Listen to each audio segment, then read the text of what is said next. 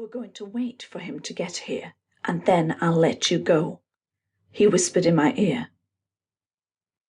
I heard the sound of a blade cutting something, and then my hands were free. I went to throw my elbow back, but he wrapped his arm around me to hold me still. I could hear Cat Rebel getting closer. "Don't move," said a female voice from above us. I looked up to see a pair of yellow eyes glaring down at us from a branch in the tree. The man who held me cursed. He towered over me, and I felt the brush of what seemed like long, rough hair against my cheek as he moved forward slightly.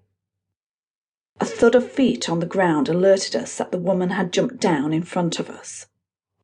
"Over here!" she shouted, as we heard the Cat Rebel approach. She turned to us. "Who do we have here, then? Another Perfect?"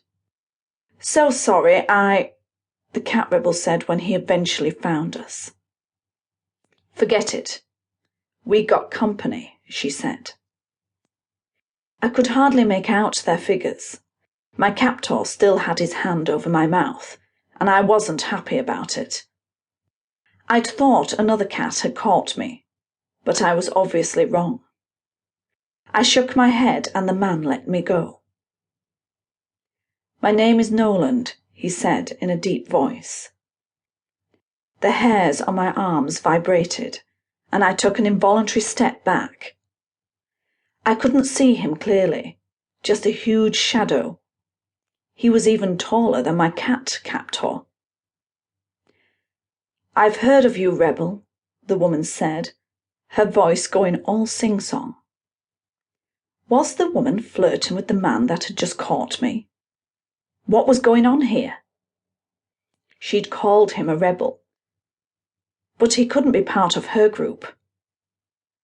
Were there other cat rebels? I looked at him, but could only see a very slight lightness of his eyes. No bright cat eyes.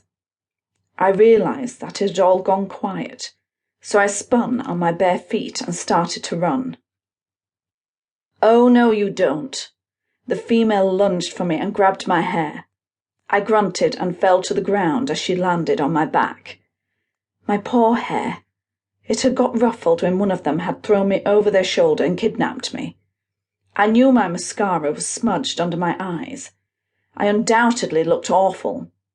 Although, granted, that was probably the least of my worries right now. "Why bother?" the deep voice grunted in my direction. I felt my body flush with hot, heated temper. How dare he? I screamed and kicked and punched.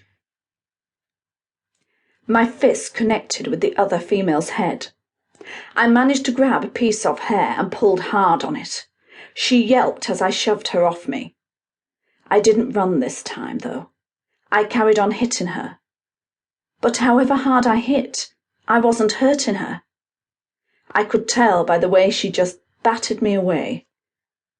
I collapsed when I heard the sound of male chuckling. This was insane. Why was I fighting? I was useless. I'd never had to do anything aggressive before, and it showed. "Now that was entertainment," the male cat rebel said. "I agree. Why have you stopped?" Noland asked in his deep voice.